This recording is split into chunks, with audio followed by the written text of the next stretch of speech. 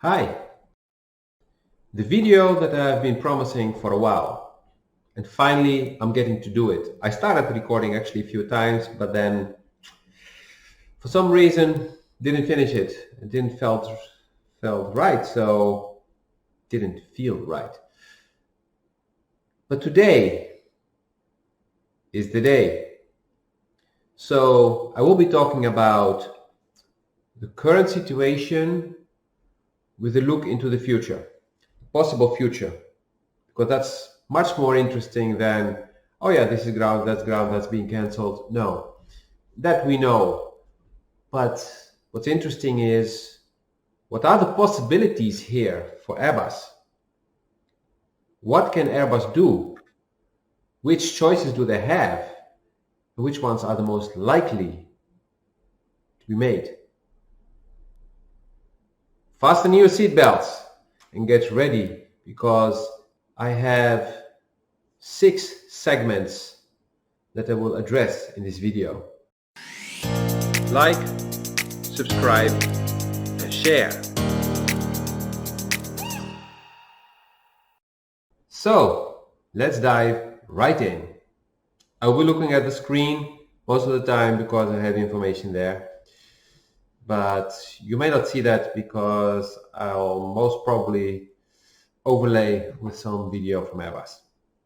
But first thing, what we see now in the news is that most 4-engine aircraft are being grounded, and a lot of them are even being retired prematurely. Everything that was scheduled to be retired in the coming year or two is being retired instantaneously. Small exception is two 747-400s M, the combi version of KLM, which have been retired for a few days and then taken back out of retirement because of the need for extra cargo capacity for the shipment of medical supplies. This is linked to Philips, because Philips is, together with the Dutch government and KLM, involved in this project, and Philips is producing medical instruments which are large and heavy. But aside from that, 4-engine aircraft are becoming obsolete. There will be a few exceptions, I expect, which will be Emirates, Singapore, Korean Airlines, China Southern, ANA, and British Airways. The rest, I believe, they will all retire the A380s permanently. Oh yeah, High Five may keep it for a little while, or may actually expand its fleet so that they can be rented out when needed, although they have the problem that there's only a small portion of airports that can actually accommodate the A380 due to its size and weight. Aside from that, we know that the production is ending.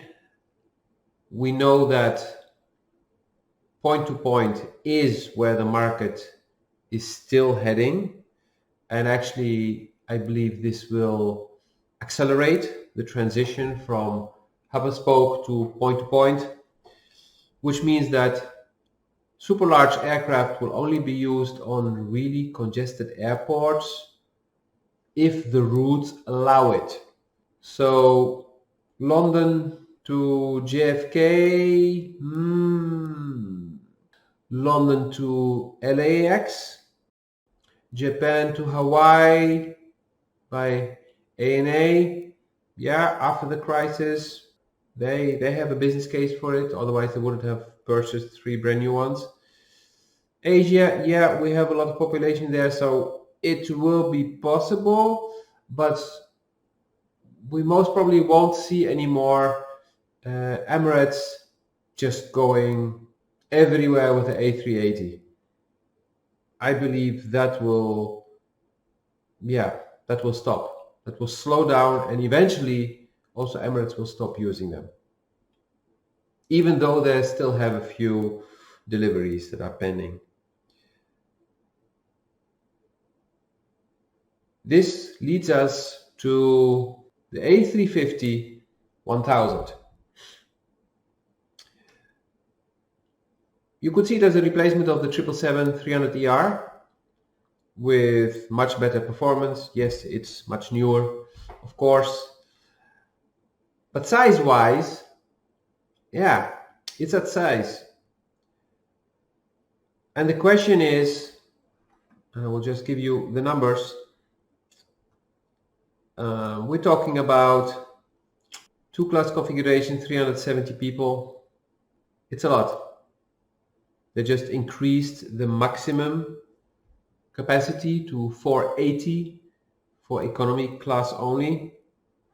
Really tight. But there will be a very limited market for this. So looking at the number of orders for the type, 170 compared to 760, I expect this number to decrease. I even see the possibility that the 1000 will be terminated. That will be the 900, because many airlines may shift or shift back from the 1000 to the 900, where some did the upgrade before, but we're seeing already now the shift back to the 900. When I say back, I don't know if the back already happened, but at least I see that, for example, Cathay Pacific ordered the 1000, and yeah, they received a few, but they're transforming the other orders into 900 versions. The back would be, for example, Qatar Airways, which upgraded not so long ago, and who may decide to downgrade again. This would mean a smaller turnover for Airbus, but it also could mean, if they would really terminate the line, it would mean that the production would be even more efficient and they would not lose money, or the loss would be so small to be insignificant. Airbus can absorb this. The order book is well filled, and even with additional cancellations from leasing companies and because of some airlines going bankrupt, I mean, the order books are anyway filled for years to come. So Airbus wouldn't really feel it. The cash flow will just be there as long as the crisis doesn't last too long. Also, this could mean that Qantas would not have a choice anymore. They would not have the choice between the 900 ULR or the so much talked about 1000 ULR. Because if Airbus decides to just go with only the 900, then that's it. What we also could see is another part of the market, which is very close to it, the A330 market. So around 1500 have been built. I believe around 1000 are in service at this moment, or even more, and they will need to be replaced. Some have been delivered very recently, so they won't be replaced. But the older ones are getting ready to be replaced. And so the question will be, will they be replaced by an A350, a 787, or by the much cheaper A330neo? And if so, which one? Again, point to point means the need for smaller aircraft, which could lead to the A330-800 suddenly becoming very popular, because a nice capacity, but not too big. You have a great range. You have improved fuel burn. It has a wonderful range, also improved. And if you already have the A330, the pilots can shift very easily. So the cost for an airline are very, very limited to do the upgrade and at the same time to decide to go from the 300 to the 800. And if you have a big fleet of them, you could have actually the same capacity with more aircraft, because you take the smaller ones, and then you would have more destinations that you can cover. This would mean higher revenue. I also see the possibility, if Airbus is smart and looking at what the market is doing now, Airbus could decide to make a freighter version of the 800. Basically, it's a 200 with the tweaks of the 800, because the 800 is just an upgrade. So you take the 200 freighter, put the new engines, you replace the winglets, the avionics, and you have a much more efficient aircraft for a price that will become very competitive with a 767 freighter. I don't see Boeing re-engineering the 767. I don't see it happening.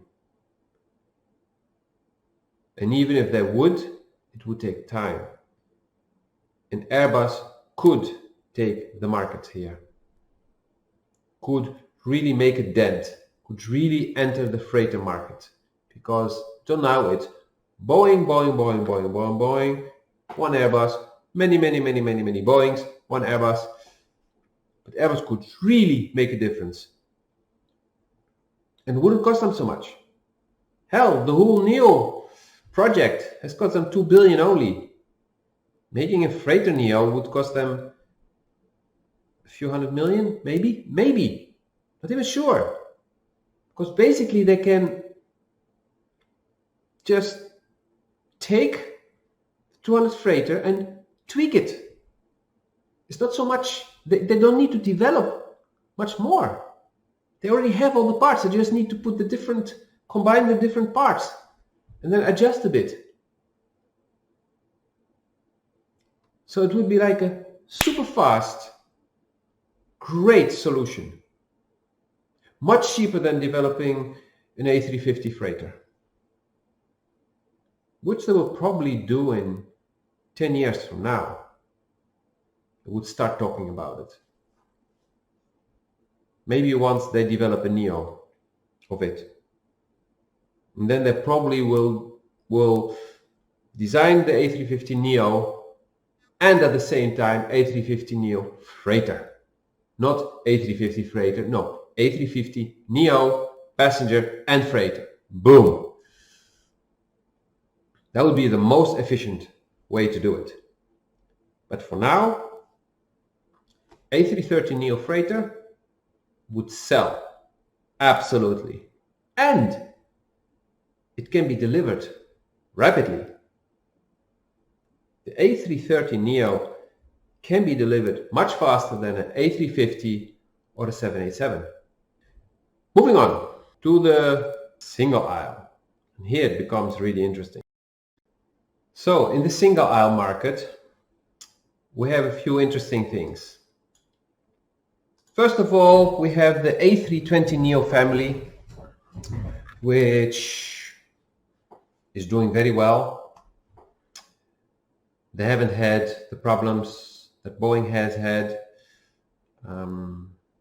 Actually, they're having problems that they cannot deliver fast enough.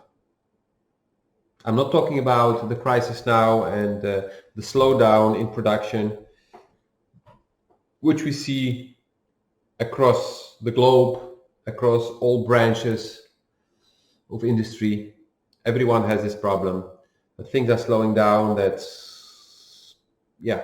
supply chains are not that smooth anymore, that companies themselves cannot do things. We know this.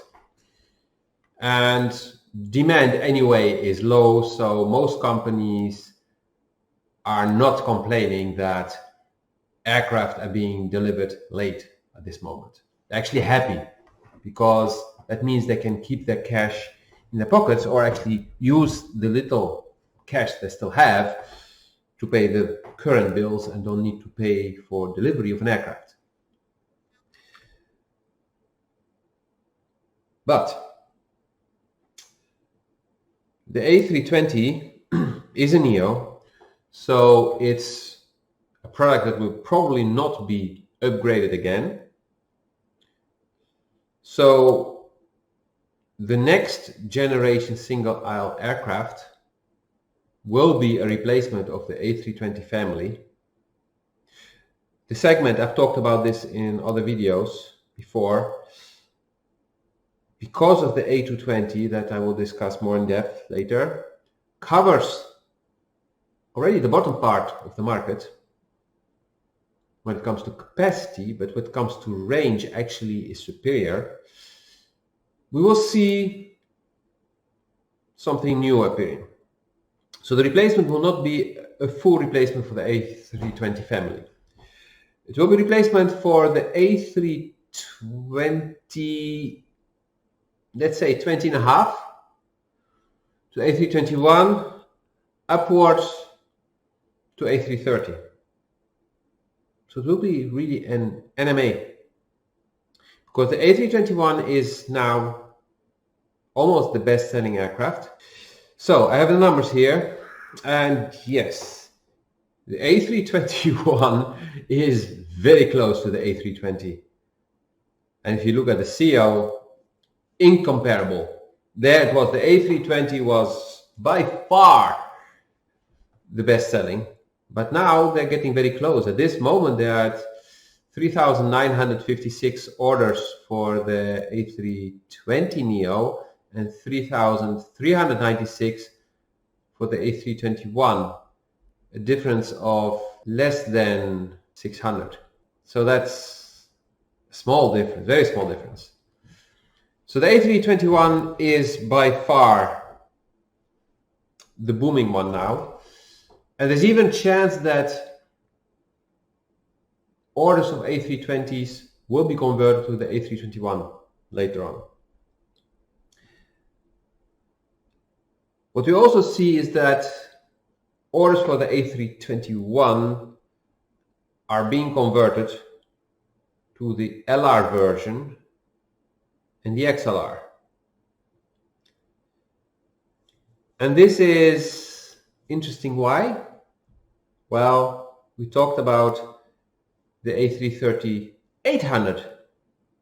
That's going to be very popular, most probably. And I believe that the A321 XLR also plays a big role, will be playing a big role in the point-to-point.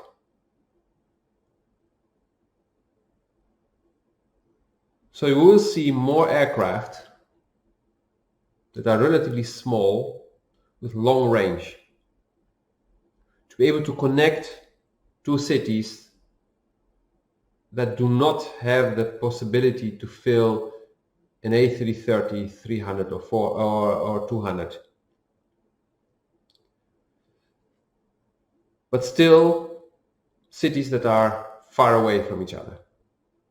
So the replacement for the A321 Neo will be a middle of the market who will have that range, and not the range that Boeing was talking about when it came to the NMA, but a larger range. I believe the range will be around 10 to 11,000 kilometers.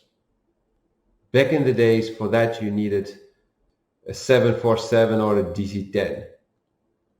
And we will have a 200 to 280 passenger aircraft doing that.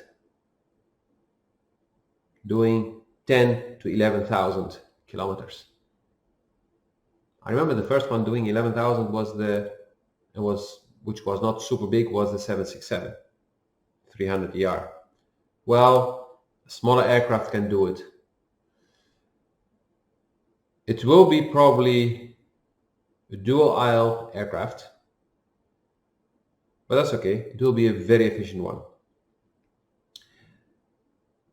You will say, okay, and then what will happen to the A320? Because it said A320 and a half, so it will be a little bit bigger than A320 capacity, because the capacity now of the A320 is 165 in a 2-class configuration, 195 in a 1-class. I believe that, and that's how we jump now to the next one, the A220 will be able to cover that with the A220-500 that Air France has been asking for. Why? It has better economics because it's a brand new aircraft. It's a clean sheet design. So I actually expect a new version of that one to be built. Will be announced in 5 years from now. So around 2025 they will start to talk about it. 2027, 28 it will start to fly.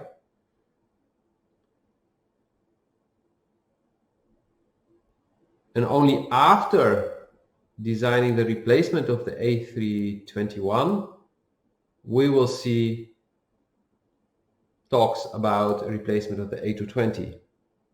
But that segment will be expanded so that we have a single aisle going from regional to what the A320 is doing today, which will mean that Airbus will have 3 aircraft covering the whole range. Let's say the A220 going upwards a bit as well, starting at the same but going upwards. The replacement of the A320, 21 going all the way towards the A330, that stopped just before, and then we have the A350. The A330neo will stay for a while, and then the replacement of the A350 will start beneath the capacity that I have now. So let's say like the A330-800 all the way to the A330-900, 900 and a half, not the 1000, because I believe that kind of capacity we will not really see. Maybe they'll build it, but I'm not so sure about that. Especially the replacement of the A350 will be so much more efficient, will be a completely new design, that congestion at airports will not be a thing anymore. Because of the different design, they will use less space, so they'll be able to put more aircraft at the gates. Because of technical advancements, it can be crowded, can be more aircraft in the air, more aircraft on the taxiways, on the runways, faster takeoffs, faster landings, closer to each other, will be perfectly safe. And so that is the future of Airbus, the real future. And that future will be with, for example, the Delta aircraft. We've all seen the video of Airbus with the mock-up.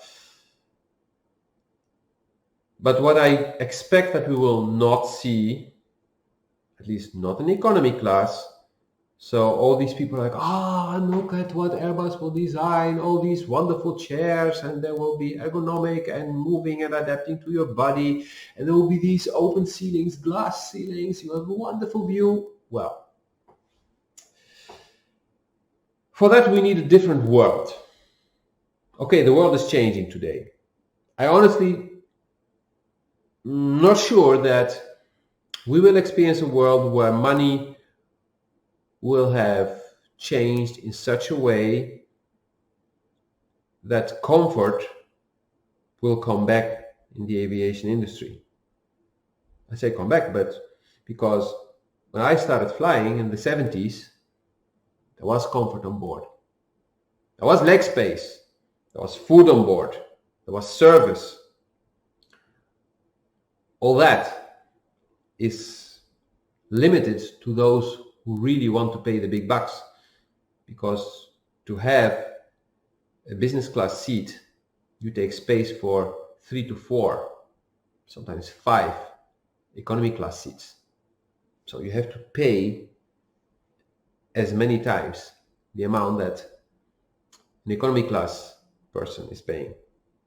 First class, or the suites like they have on the A380s, we're talking $10,000 or more for an 8-hour flight or 10-hour flight. So this will not be the standard unless everything will dramatically change. And that's why I'm not focusing too much on this part. That's why I took more time to explain what I see will change on the technological side of things, which is about efficiency. Efficiency because companies have small margins. They try to keep the ticket prices low, to compete, to keep people on board, and to make money through volume. So, very wonderful ergonomical chairs in which you can lay in whatever. There's no space for that. Not within the current economy, or even an economy which would have changed 25-50%. No, the economy needs to change more than 50% from what it is today to allow for that. It will be possible once we have free energy, because then the whole fuel price would just evaporate. Yes, batteries are more expensive than fuel tanks, but we will see efficiency there as well in that technology. And then we could get more comfort for the price for which we fly today. But a lot has to change for that. And the airlines need to be willing also to give us more and not only take more from us. So it's a whole mentality change in the economy, in society. Otherwise, it will be what I described before. I hope this was interesting. I feel like I need to make a video about Boeing because there has been a lot going on at Boeing recently. Again, I mean, Boeing is like the soap series, The Bold and the Beautiful of the aviation industry. Is like every week there is a breaking news almost. And it's almost impossible to keep track of that and to produce videos every time, and I'm not in the mood to do that. But I feel like I need to do a video about the future of Boeing because shit is happening there. And you know, the word shit can be used in many ways. It can mean a lot of things. You have good shit, you have bad shit. And with Boeing, it's shit laying on a knife. It can go on the good side or on the bad side. So I may dive deep into that. And spoiler alert, it can go both ways with Boeing. Boeing can really screw up big time and get far behind on Airbus and stay there for a while, for 5 to 10 years. Or Boeing can match Airbus again, not surpass it, match it, if they really take the right decisions. And we'll not go deeper here. That's for a video. But today, we're not looking at a duopoly. It's Airbus, and there's something happening at Boeing. Airbus is designing, developing, producing. Boeing is doing stuff. Internal stuff happening. And this, maybe a few people had a very wet dream back in the 1970s, early 80s, when they started building Airbus. But I don't think anyone in the US ever expected to see what's happening today. I didn't expect it. I started expecting it in the past decade, but not before that. So, yeah, we will see what the market will do overall.